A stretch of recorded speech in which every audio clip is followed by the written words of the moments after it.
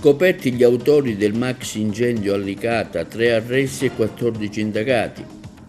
Uccide a coltellate la moglie e chiama i carabinieri, la vittima un insegnante agrigentina, il fatto è avvenuto a Solero in provincia di Alessandria. Grave incidente avvenuto nei pressi delle Vigne, un camper si ribalta, 2 le donne ferite.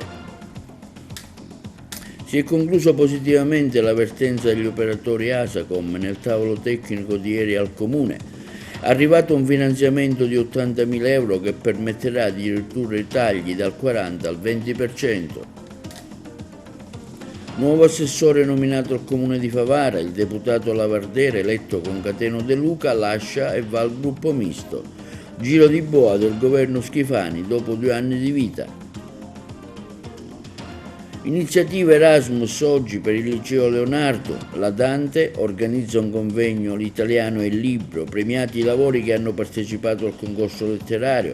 Un convegno per ricordare Calogero Marrone a Favara, sarà anche intitolato una piazza in sua memoria. Gol collection della 6ª giornata di calcio Serie D, Girone I.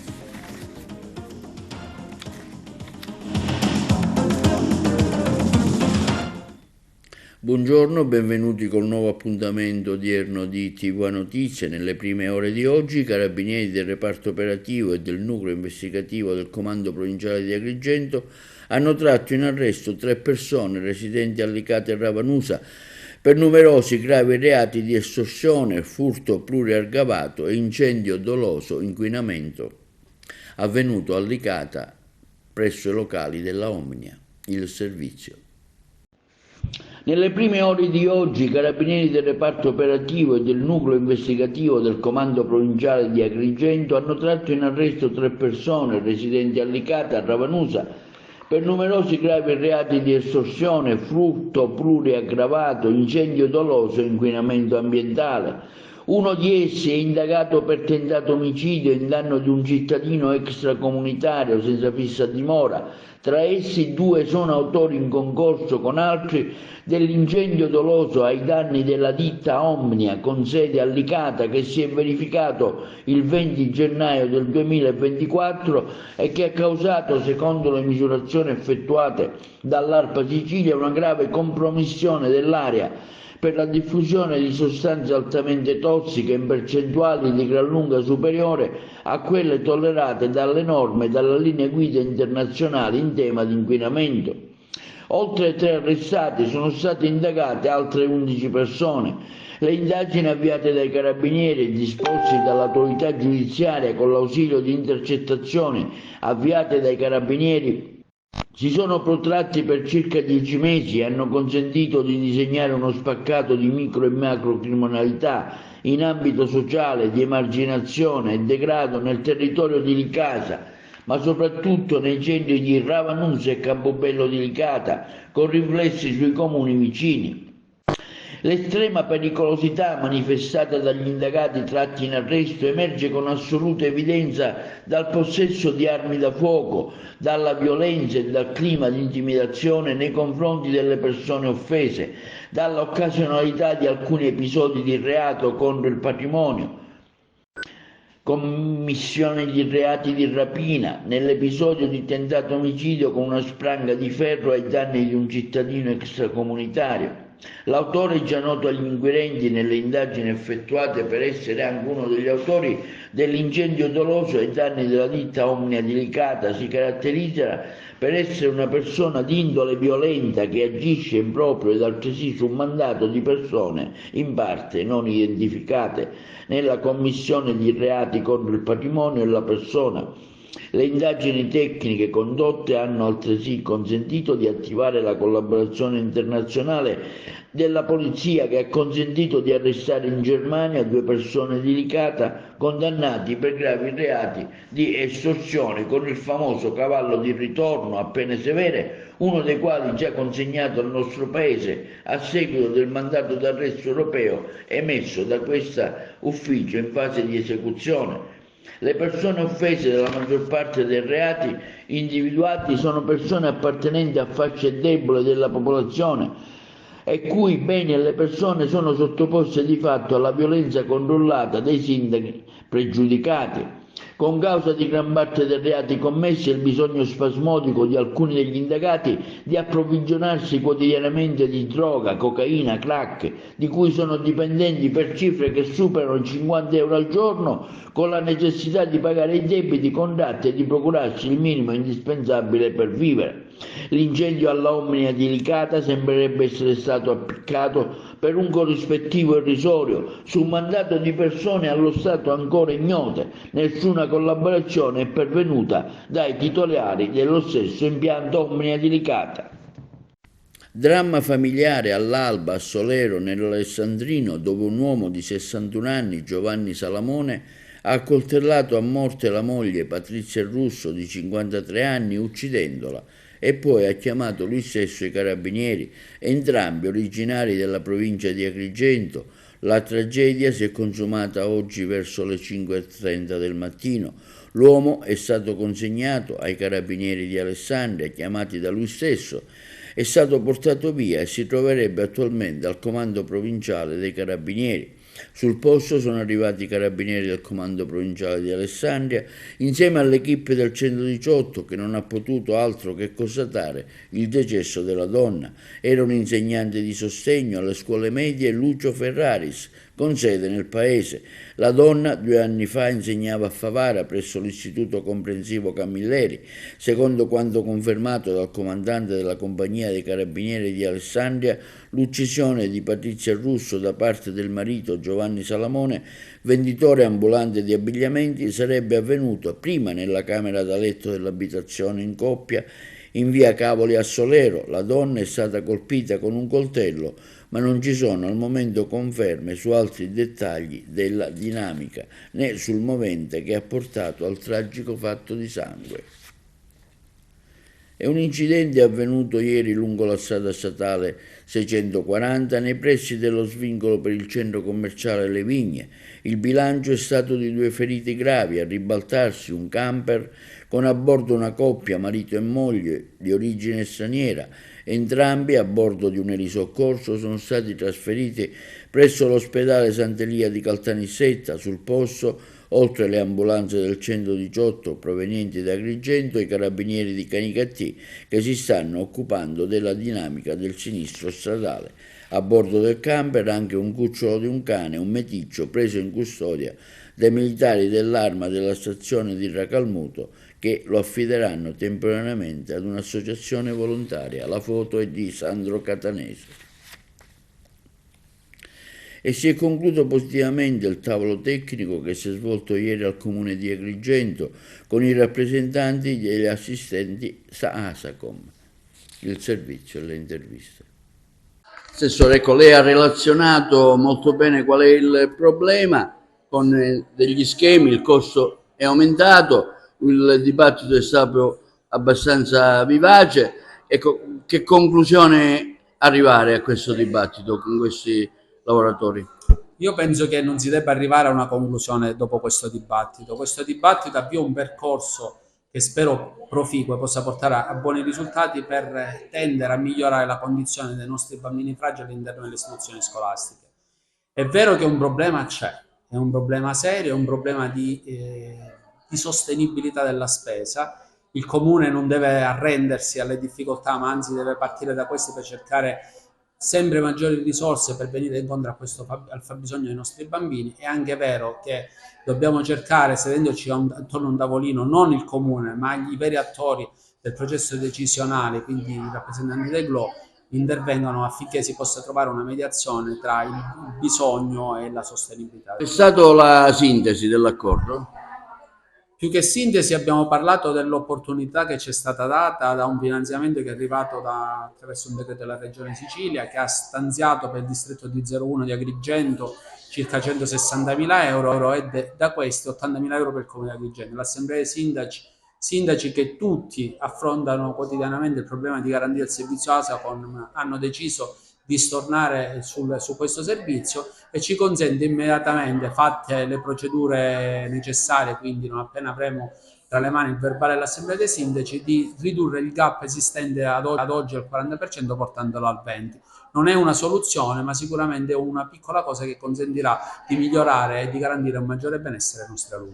Giovanna, sei un congiuntivo di questo incontro, un tuo parere? Allora, è un tavolo tecnico, ovviamente ci sono tantissime difficoltà. Quello che è sicuramente l'obiettivo da parte di tutte le associazioni, le famiglie e il comune è quello di volere costruire col tempo, ovviamente superare le difficoltà per costruire dei buoni servizi nel nostro territorio. Un parere su questo incontro, sull'esito dell'incontro, siete soddisfatti o no?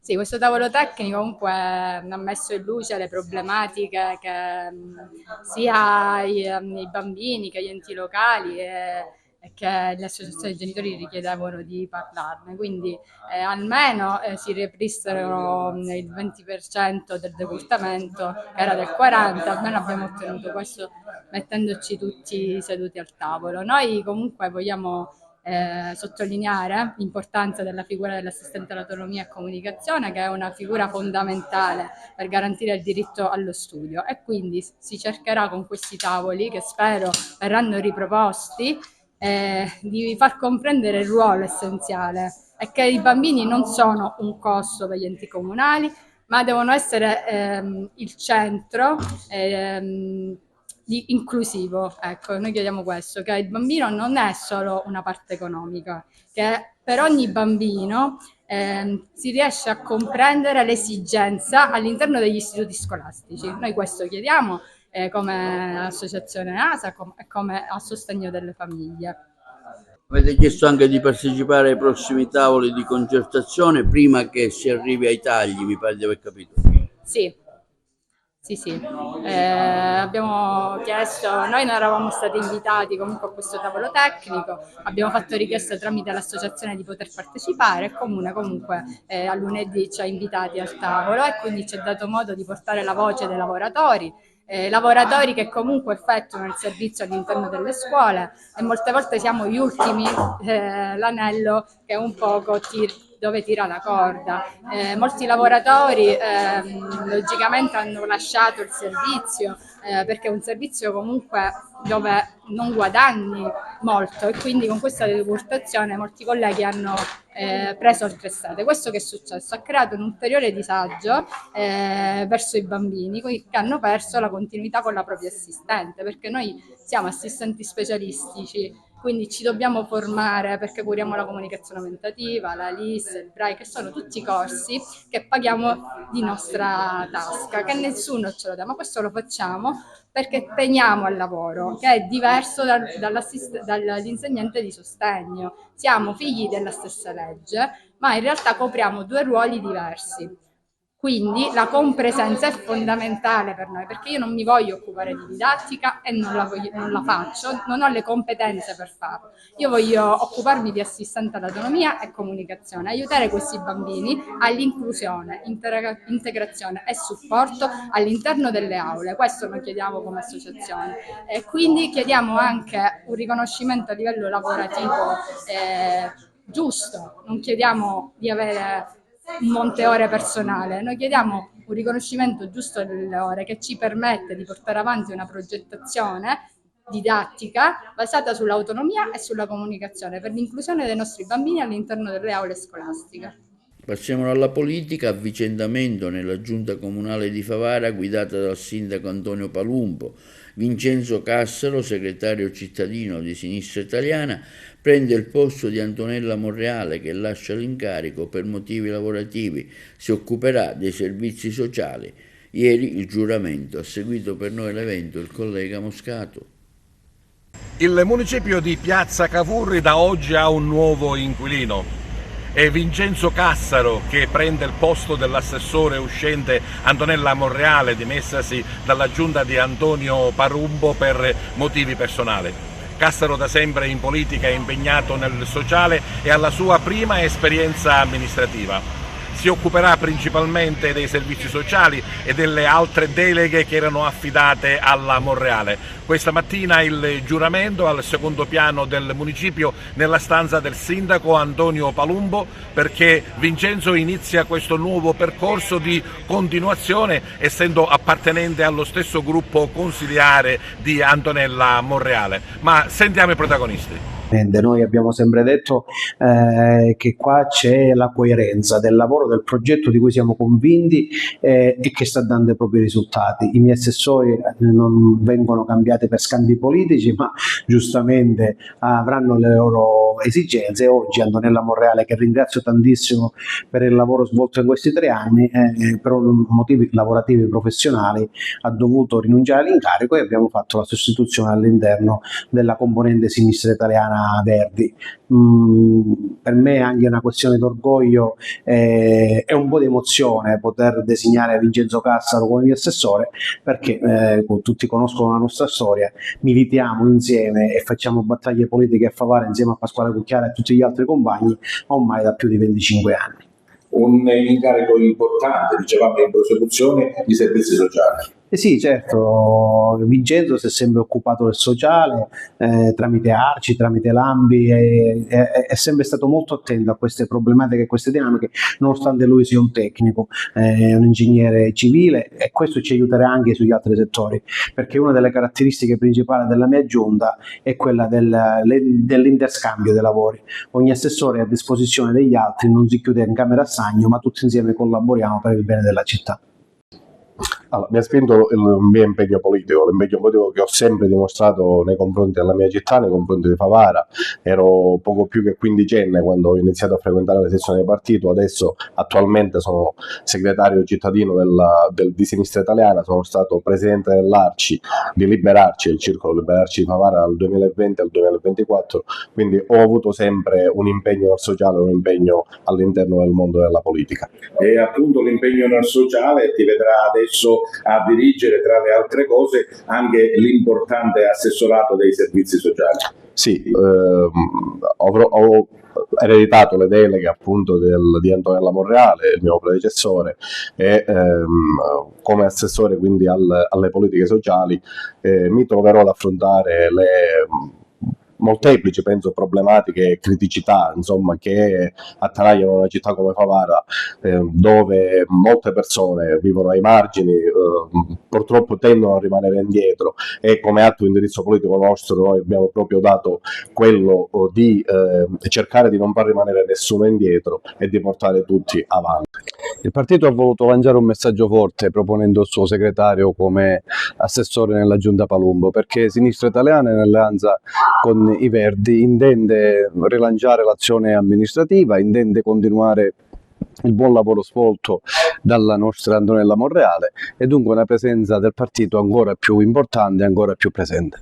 E poi un assessorato importante e pesante quale quello dei servizi sociali e delle altre deleghe che aveva la Monreale. Sì, i servizi sociali sono uno dei punti principali del nostro programma di governo. Non intendiamo indietreggiare sui bisogni degli ultimi, dei più bisognosi, e quindi in linea con quelle che sono le aspettative di una sinistra moderna. Il parlamentare regionale Ismere Lavardera, eletto nelle liste di Cateno De Luca, Sud Chiama Nord, abbandona il partito e approda al gruppo misto, i colleghi di Palermo. Si è ufficializzato un divorzio lampo, ma cosa è successo? Certamente dispiace dal punto di vista umano, politico, perché anch'io insieme a Cateno De Luca ho fondato Sul Chiama Nord e ne sono stato fiero di essere tra i principali promotori. Certamente a un certo punto della vita, quando si fanno scelte diverse dal motivo per cui si è eletti, cioè quella di anche valutare l'ipotesi di aggregarsi a un nuovo centrodestra, che è sostanzialmente quello che ho recriminato a Cateno, onestamente non me la sentivo di poter mettermi in una squadra che in un futuro che è prossimo in qualche modo possa essere quella stessa squadra che sta sostenendo questo governo a cui noi siamo all'opposizione. Quindi per me il ragionamento è molto semplice. Io non ho detto a Cateno, come dire, non ci rivedremo più, ho detto rischieriamoci le idee, qualora ritorneremo ad essere, come dire, quella forza politica, la prima forza politica di opposizione che ha governato questo paese, io ovviamente sarò al tuo fianco. Ecco, se dovessimo parlare del progetto invece di Ismaele Lavardera, oggi o da oggi nel gruppo misto. Ma certamente è un passaggio al gruppo misto che non mi preoccupa, sarà una traversata nel deserto, perché chiaramente da solo cercherò di dare ovviamente ancora maggiore impulso a quello che è la mia attività politica, che in questi anni è stato sotto gli occhi di tutti e che ha portato risultati concreti. Molti, non lo nego, mi chiedono di ovviamente creare qualcosa di mio. Io starò alla porta e vedrò qual è quello che vuole i siciliani. Certamente non mi svenderò alla maggioranza, ai partiti di maggioranza, e rimarrò fieramente all'opposizione di questo governo. Ecco, per concludere, preoccupato per ciò che possano pensare eventualmente i suoi elettori? Assolutamente no, perché io sono rimasto nel punto in cui i cittadini siciliani mi hanno eletto, cioè all'opposizione di questo governo. Non ho, a differenza di altri colleghi che hanno, tra virgolette, cambiato casacca, andarsene in una forza di maggioranza. Io rimango all'opposizione dove i cittadini siciliani mi hanno eletto. Evidentemente se qualcuno ha cambiato idea non è colpa mia. Per la politica, giro di boa alla regione con un avviso dei naviganti rivolto al presidente della regione Schifani. Ce ne parlano i colleghi di Trapani. Se qualcuno dal centrodestra siciliano di antico e nuovo, ma che poi tanto nuovo non è, pensava forse di poter suggerire come un regista calcistico l'ispirazione quotidiana al governatore Renato Schifani, sicuramente si sbagliava di grosso. In politica come nella vita si gioca sempre, come si usa dire in gergo isolano, a cusere e mai a tagliare, perché tanto alla fine poi le forzature finisce che si pagano sempre. Ed ecco che all'indomani delle consultazioni europee, immaginando forse di scrollarsi la presenza di qualcuno dimostrante i consensi ma ingombrante per i loro magheggi, da navigato dilettante che il risultato non aveva messo in conto che il suo ego sfrenato potesse far nascere un trilaterale e prendere nome e corpo con Roberto Lagalla, Raffaele Lombardo e Gianfranco Micciche. Il primo invitato qualche settimana addietro, dopo gli accappatoi di Davide Faraoni innanzi a Palazzo Dorlen, a liberarsi degli assessori di Italia Viva, il secondo che non avrebbe mandato proprio giù le recenti nomine nella sanità isolana, il terzo che sceglieva di accasarsi presso l'ex governatore catanese dopo essersi sentito quasi un estraneo fra i suoi berlusconiani di Sicilia. I tre parlerebbero addirittura di liste comuni alle prossime scadenze elettorali locali e regionali, di un patto federativo, insomma un'operazione che aprirebbe nuovi scenari nel centrodestra siciliano. Palermo sarà nei prossimi mesi, si legge nella folta cronaca regionale, la sede dove celebrarsi una prima conferenza di questa intesa trilaterale. Un'operazione su scala regionale che punterebbe ad autunno 2027, quando si rinnoveranno parecchie amministrazioni sia comunali ma soprattutto quella regionale. Come è chiaro agli analisti addetti ai lavori, il duo Lombardo-Micciche si porrebbe come un antagonista alla riconferma di Renato Schifani, ma parrebbe scontato che fermarsi a pensare agli scontenti del litiglio fra Schifani ed una parte del centrodestra siciliano siano solamente i tre già detti in precedenza risulterebbe molto riduttivo. E questa operazione potrebbe infatti allargarsi al recente indirizzare lo sguardo verso dritta di sud di Chiama Nord, ovvero di Cateno De Luca, apertura come affermato dallo stesso anche a costo di fare da numero 2, aggiungiamo noi, nell'antico palazzone in piazza Indipendenza a Palermo, come da non escludere altri movimenti in grado di cambiare la geografia politica. Il giro di boa di metà mandato è quasi alle porte, si agitano le acque e qualcuno, forse credendosi esperto, ma proprio il più esperto di tutti, pensava di essersi ritagliato in sordina il cosiddetto ruolo del proprietario del pallone di gioco.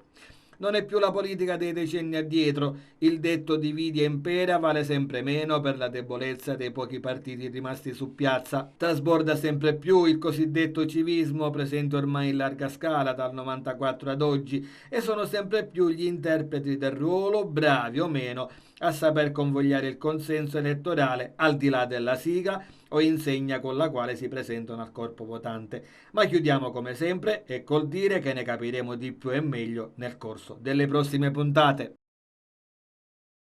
Soddisfazione degli architetti di Agrigento per l'approvazione in giunta regionale del disegno di legge per il recepimento del decreto Salva Casa e Servizio. Soddisfazione viene espressa dagli architetti agrigentini per l'approvazione in giunta regionale del disegno di legge per il recepimento del decreto Salva Casa.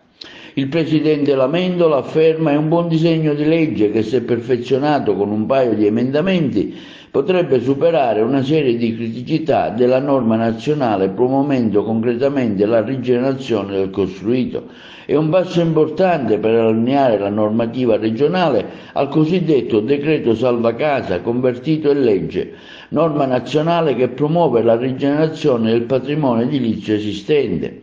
Il presidente dell'Ordine degli Architetti Agrigento Lamendola esprime quindi la propria soddisfazione per l'avvenuta approvazione del disegno di legge redatto dall'assessore al territorio e ambiente della regione siciliana Giusy Savarino per il recepimento della norma nazionale che lo scorso 27 settembre era stato al centro del dibattito alimentato dal convegno organizzato sul tema dell'Ordine degli Architetti in partnership con il Sole 24 Ore, l'ANCE e il sistema ordinistico delle professioni tecniche.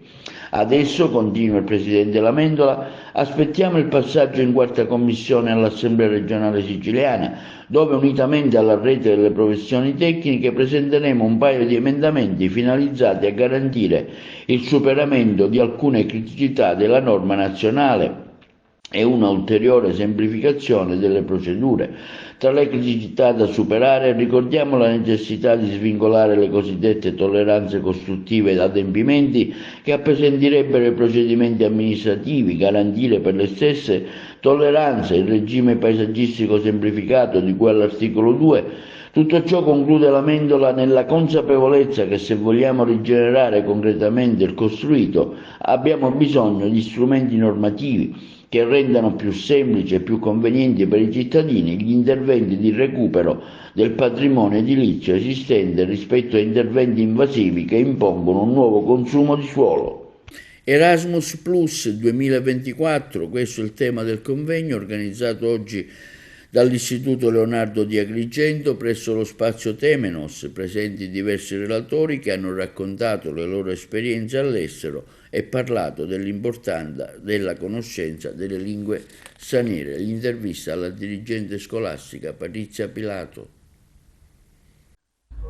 Nuovo appuntamento con l'Erasmus 2024 qui presso lo spazio Temenos con tanti relatori. Ecco, un anno intenso di attività, se ce ne vuole parlare, Presidente. Sì, assolutamente. Oggi abbiamo il dovere di celebrare l'Erasmus Day che si celebra per questa settimana in tutta Europa ed è un momento molto importante per noi del Liceo Leonardo, che abbiamo fatto del progetto Erasmus uno dei pilastri della nostra attività formativa, un progetto che sicuramente dà ai ragazzi l'opportunità di proiettarsi in un contesto europeo e quindi dà loro è come se imponesse loro di avere una mentalità, diciamo, aperta e globale per approcciarsi ovviamente ai percorsi che li aspettano sia dal punto di vista formativo che personale, perché i nostri ragazzi oggi sono proiettati a lavorare o studiare all'estero e questo, la partecipazione a un progetto Erasmus è sicuramente una partecipazione che consente loro di acquisire delle competenze che sono innanzitutto quelle linguistiche,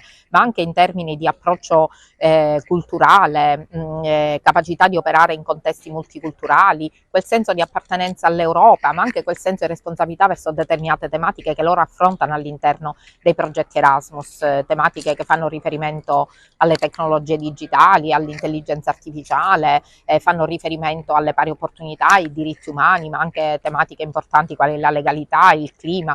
Quindi diciamo sono tutte tematiche attraverso le quali noi li veicoliamo affinché essi possano sentirsi sempre più cittadini europei e quindi con una mentalità assolutamente aperta e globale. Per questo noi li vogliamo formare in questa direzione. In quali paesi andranno i ragazzi? Ma i ragazzi già sono stati, perché il progetto Erasmus già come dire, è incardinato nel nostro liceo da più anni, quindi hanno visitato paesi quali la Turchia, la Spagna, il Portogallo, la Germania, l'Irlanda, la Turchia, l'Ungheria, la Grecia, tantissimi paesi e tanti ancora ne andranno a visitare perché ne abbiamo anche altri in progress, quindi diciamo che sono delle opportunità come dicevo assolutamente eccezionali per i ragazzi del Leonardo, perché il progetto Erasmus appunto non è un indirizzo che si chiede e si ottiene, è un progetto che richiede tanto lavoro qualificato che un gruppo di insegnanti porta avanti ovviamente sotto il mio coordinamento, ma richiede anche delle ottime competenze da parte dei nostri allievi e sono competenze che noi troviamo sempre perché i nostri allievi sono davvero pregevoli. Linea alla regia per la pubblicità. Nell'ambito della settimana della lingua italiana nel mondo, la società Dante Alighieri ha organizzato ieri l'evento L'italiano e il libro presso la Biblioteca Lucchesiana. Nel corso della manifestazione è stato presentato anche il libro di Salvatore Indelicato e consegnati i riconoscimenti del concorso di poesie e le interviste. In Saierna la Dante Alighieri presente con la settimana culturale nel mondo. Oggi si premieranno alcuni autori di determinati testi in lingua siciliana e italiana e si presenterà anche un libro di un noto scrittore agrigentino. Sì, quindi per la settimana della lingua italiana nel mondo, questa ricorrenza abbastanza significativa, abbiamo voluto coinvolgere non solo un autore del nostro territorio, quindi il nostro Salvatore Indelicato col suo libro che oggi presentiamo, ma anche dare il giusto riconoscimento a coloro i quali hanno partecipato con le loro opere scritte, sia poesia che anche prosa, dare riconoscimenti a coloro i quali si sono classificati tra i primi 3 posti. Commissioni specifiche hanno esaminato i vari elaborati pervenuti e oggi c'è la consegna. Quello che ci fa piacere è che molti hanno partecipato fuori dalla Sicilia, quindi abbiamo da Savona, da Catanzaro e altri paesi della nostra Italia, quindi vuol dire che si interessano a scrivere. Oggi la nostra finalità principale è quella di mettere in evidenza la valenza che ha il libro. Il libro ha una grande valenza, sia come far conoscere la nostra lingua. Il libro ha una valenza enorme anche per trasmettere la nostra cultura, ma anche la nostra identità.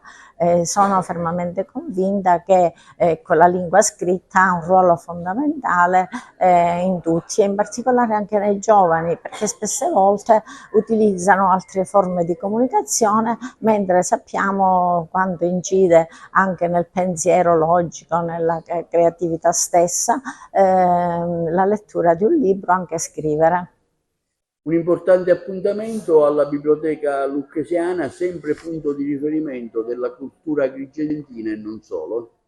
Punto di riferimento, ha detto bene, perché la Biblioteca Lucchesiana continua a svolgere questa funzione importante nella realtà locale, proprio per offrire a tutti momenti di riflessione, momenti di incontro, momenti di arricchimento. Come scriveva Lucchesi Palle nel regolamento, entra in questa biblioteca, non pagare nulla, esci più ricco e torna frequentemente. Quindi questi incontri servono per arricchire la persona, arricchire non di idee, non di semplici cose che rimangono nella mente, ma le idee devono essere occasione per poter formare la persona e incidere sul tessuto sociale. Ecco, tutte le iniziative culturali non devono essere mai finalizzate a se stesse, ma devono avere una finalità sociale, una finalità umana, spirituale e morale, cioè devono avere questo obiettivo di far crescere, far maturare, far evolvere la sensibilità della gente, perché diventi capace di comprendere l'ambiente, il contesto in cui opera, capire quali sono i freni, i mali che bloccano lo sviluppo e riuscire a trovare dei rimedi, altrimenti rimane una cosa, una conoscenza fine a se stessa. Ecco, per questo allora la biblioteca è sempre con le porte aperte per accogliere qualsiasi iniziativa di spessore come quella organizzata questa sera dalla società Dante Alighieri, durante la quale si presenta il libro Salvatore Indelicato, ora che sei qui, e poi verranno dati dei riconoscimenti a delle persone che si sono distinte per dei particolari meriti. Nell'ambito di questa iniziativa alla Biblioteca Lucchesiana anche la presentazione del tuo ultimo libro. Sì, ora che sei qui, è il mio ultimo romanzo dove racconto un altro segmento della vita di mio nonno, a cui ho dedicato anche gli altri 2 libri. È diciamo, un racconto molto interessante e particolare perché si svolge durante il periodo di guerra, quindi descrivo la guerra ad Agrigento, i bombardamenti, le fughe, Lui era al fronte a Gradisca di Sonzo, dove subisce un grave ferimento e quindi la moglie decide di andarlo a recuperare, vivo o morto, e porta con sé in questo viaggio avventuroso le 2 bambine, che erano già nate, erano già sposati, quindi racconto questo viaggio veramente che sembra, diciamo, tratto da un romanzo, non un film, ma è stata la realtà della vita che hanno vissuto. Una giornata con Calogero Marrone, è questo il titolo della manifestazione che la stessa Fondazione Culturale ha organizzato per venerdì 18 a Favara. Le interviste ai protagonisti. Ci siamo proposti come fondazione, ma anche come amministrazione comunale, di dare il giusto peso e il giusto riconoscimento a questo nostro concittadino. Ci siamo sempre detti, Favara è stata una fucina di grandi personaggi, da Ambrosini, passando per il Barone Mendola, Antonio Rossello e quant'altri, e fra questi annoveriamo pure Calogero Marrone, che non molti purtroppo conoscono nel nostro territorio. Lo scopo della fondazione è proprio questo, far conoscere questo grande personaggio e soprattutto tramite lui spiegare un periodo storico che è stato veramente per la nostra nazione, ma per l'intera Europa, terribile. A lui è dedicata una importante piazza di Favara. Sì, noi infatti uno dei primi atti che ho fatto come amministrazione, e oggi la inaugureremo ufficialmente, il 18 la inaugureremo ufficialmente, è proprio quella di dedicare una piazza importante a Calogero Marrone. Ci è sembrato quantomeno doveroso. A Varese, città dove lui ha operato, ha dedicate vie, ha dedicati murales, è annoverato tra i cittadini illustri di quella città. Mi sembrava doveroso e un obbligo per tutti i cittadini di Favara ricordarlo nel modo giusto a Favara. Quindi dedicheremo ex Piazza della Vittoria a Calogero Marrone, e quindi venerdì mattina il 18 faremo questa inaugurazione ufficiale con la scopertura della targa, di un mini monumento che ricorda la figura, e poi nel pomeriggio approfondiremo la figura di Marrone in un convegno importante. Abbiamo invitato tantissime personalità, ci saranno rappresentanti anche del comune di Varese, della regione, il prefetto sarà presente, ripeto, per dare il giusto lustro. Saranno iniziative fatte con i ragazzi, con i giovani, la mattina con le scuole, con gli istituti comprensivi, il pomeriggio con le superiori, proprio per dare il segno tangibile che Favara vuole ricordare ed è orgogliosa di questo suo grande personaggio. La fondazione è una fondazione che è nata, diciamo, tenendo conto del lavoro già svolto dall'Istituto Studio e Ricerca Calogero Marrone, che non a caso è socio fondatore della fondazione assieme al comune di Favara. La fondazione sta facendo tantissimo lavoro, già, diciamo, in pochi mesi, quasi 1 anno e mezzo circa, abbiamo fatto un sacco di manifestazioni importanti, l'incontro sempre con le scuole che per noi è diciamo davvero eccezionale, e poi quest'anno abbiamo pure deciso di dare un premio ai ragazzi delle scuole medie superiori che sono stati segnalati dai dirigenti scolastici per meriti particolari, lo studio, il voto, la condotta, la conoscenza anche della storia. Questi ragazzi visiteranno proprio il giorno dal 25 al 28 i luoghi di Marrone. E quali sono i luoghi di Marrone? Sono essenzialmente il comune di Varese, dove lui lavorava e dove ha salvato centinaia e centinaia di ebrei. L'altro è sicuramente Dachau, che è il luogo dove lui è stato, diciamo, deportato in quel campo di concentramento e dove poi alla fine è morto. Tra questi 2 luoghi ne abbiamo aggiunto un altro, che è quello di Milano, perché andremo a visitare il Giardino dei Giusti e il binario 21, da dove partivano i treni che deportavano gli antifascisti, diciamo, nei campi di concentramento. Un fermo per l'immigrazione clandestina, ce ne parlano meglio i colleghi di Trapani.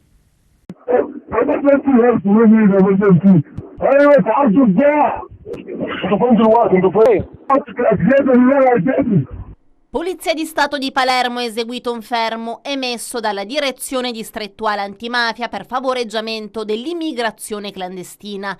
I poliziotti delle squadre mobili di Palermo e Agrigento, nonché della locale articolazione del Servizio Centrale Operativo, hanno eseguito il decreto di fermo di indiziato di delitto emesso nei confronti di un cittadino egiziano ritenuto responsabile, con altri indagati in corso di identificazione, di associazione per delinquere finalizzata al favoreggiamento dell'immigrazione clandestina nella forma aggravata. Il provvedimento restrittivo eseguito in provincia di Milano è stato adottato nell'ambito di una complessa attività di indagine avviata dai citati uffici investigativi e coordinata dalla Direzione Distrettuale Antimafia Palermitana, concernente un presunto sodalizio criminale a carattere transnazionale dedito al traffico di migranti prevalentemente di nazionalità egiziana.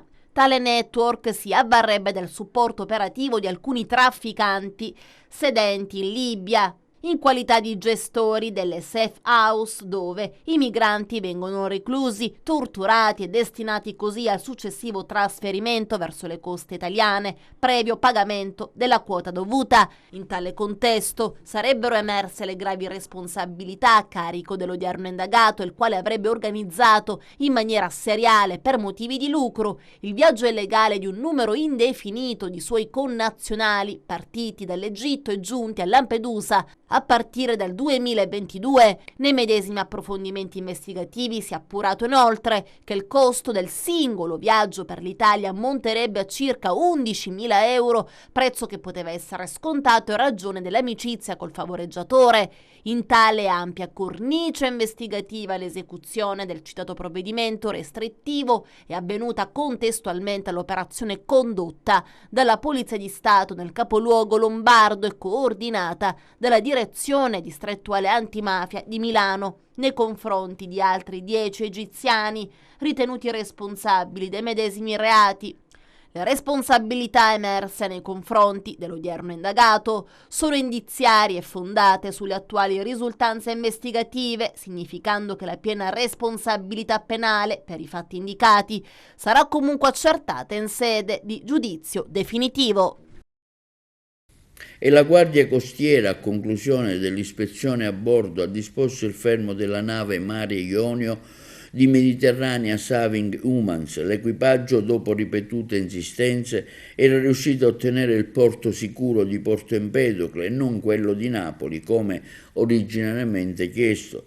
Nei suoi confronti è scattata pure una sanzione amministrativa di 4.000 euro. Le contestazioni per la nave, che ha sbarcato 58 migranti salvati in acque internazionali, sono legate alla mancanza di autorizzazione dello Stato di bandiera, ossia l'Italia, e ulteriori prescrizioni legate al decreto Piantedosi.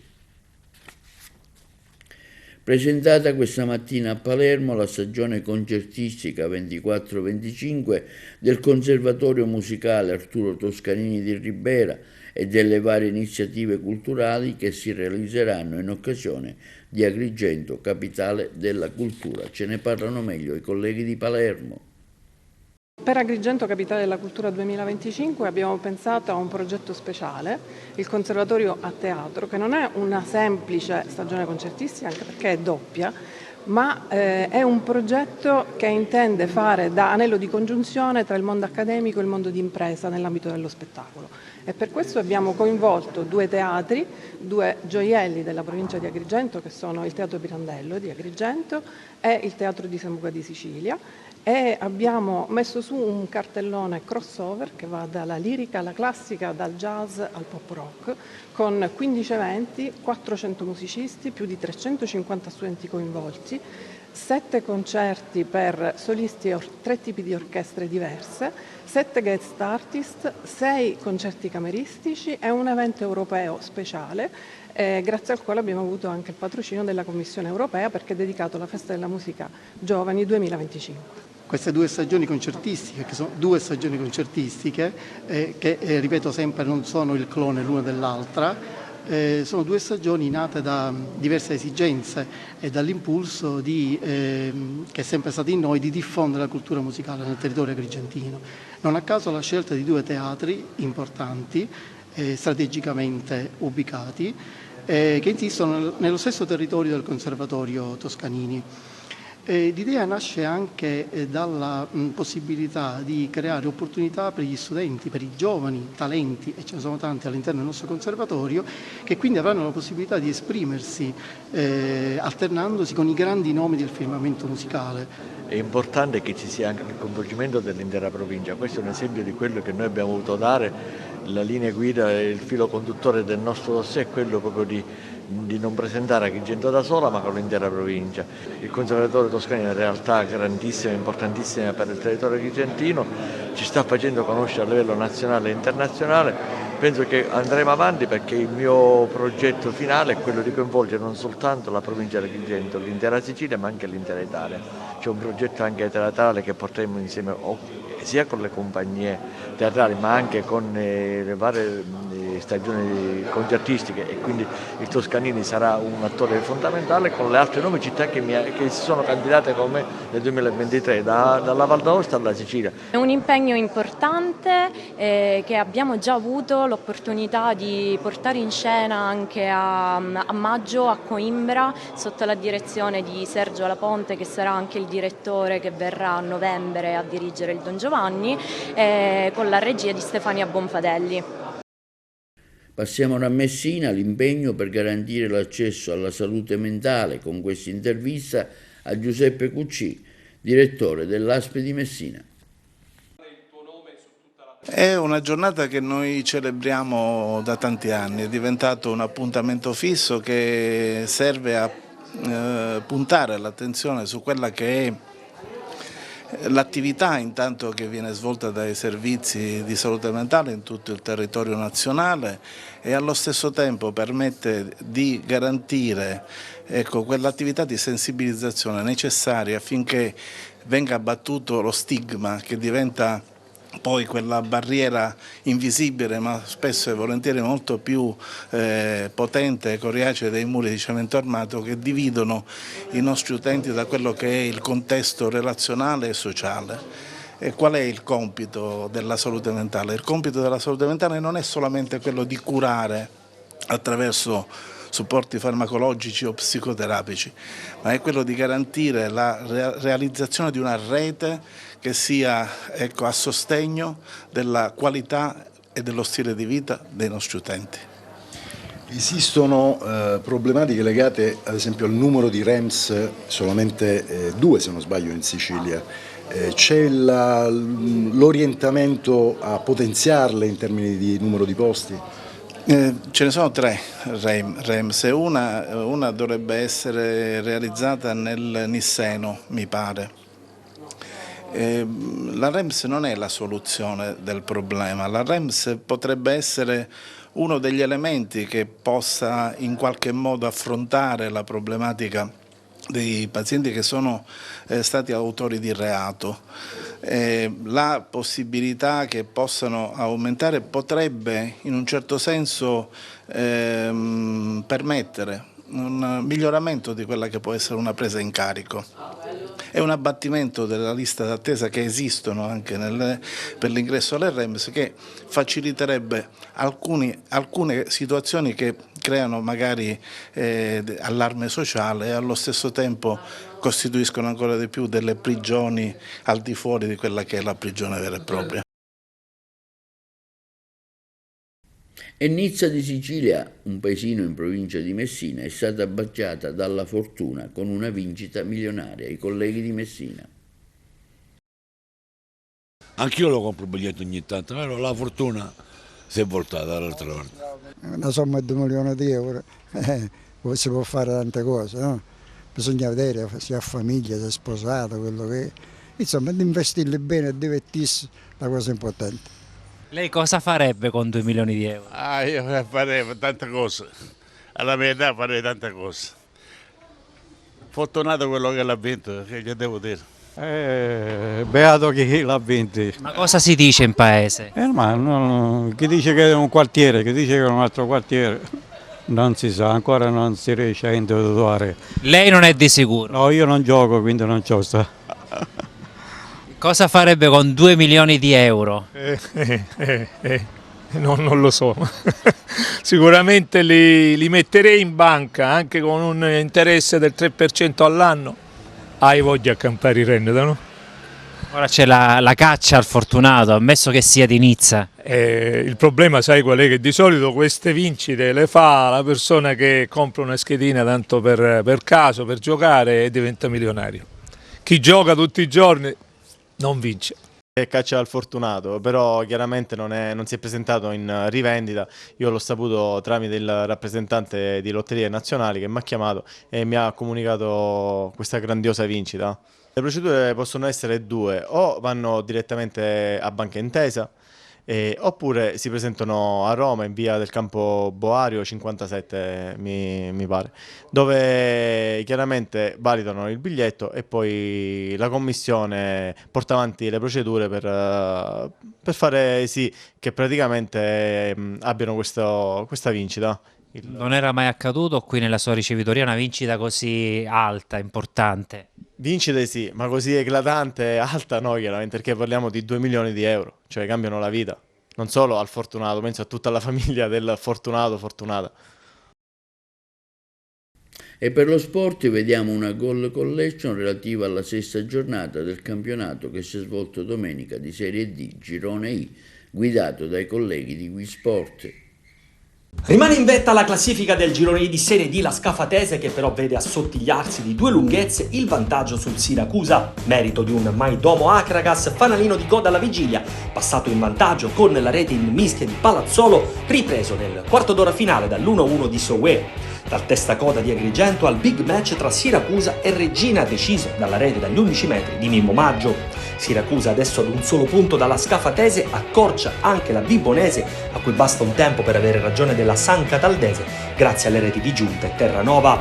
Ad accomunare le vittorie di Pompei e Locri il cambio alla guida tecnica. Il Pompei piega la Nissa sul proprio campo con le reti una per tempo di Rizzo e di Piazza. All'Ocri serve una prudenza balistica di Leveque per battere il San Biase a domicilio e ritrovare il filo interrotto con i 3 punti. 1-1 tra Licate, Nuova Egea Virtus, ancora una rete di Bonanno, salito a 4 marcature, illude i gialloblu che vengono acciuffati nella ripresa dalla rete di Trombino. Ad amplificare la crisi della Cireale ci pensa il Città di Sant'Agata, seconda vittoria consecutiva per l'11 di Ezio Raciti che da grande ex espugna lo stadio Aci e Galatea, grazie alle reti di Catalano e Pussetto. Altro derby siciliano, Falcone Borsellino di Paternò, dove è il Castrum Favara a festeggiare i 3 punti grazie alla prudenza di Calogero La Piana, che segna e non esulta. Termina a reti bianche invece la gara tra Enna e Ragusa. Gialloverdi piuttosto contratti in zona gol, solo 2 all'attivo, le reti da inizio campionato, Ragusa che muove la classifica portandosi a 6 punti. La nostra goal collection con appena 13 reti a referto vi dà appuntamento al prossimo lunedì. E questo è tutto per oggi.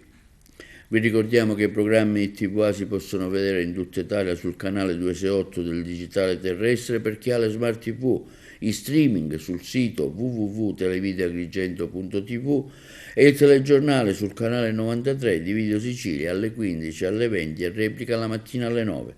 Questo è tutto e vi auguriamo una buona serata e vi ricordiamo che i nostri servizi si possono visionare sul canale YouTube di Televideo Agrigento.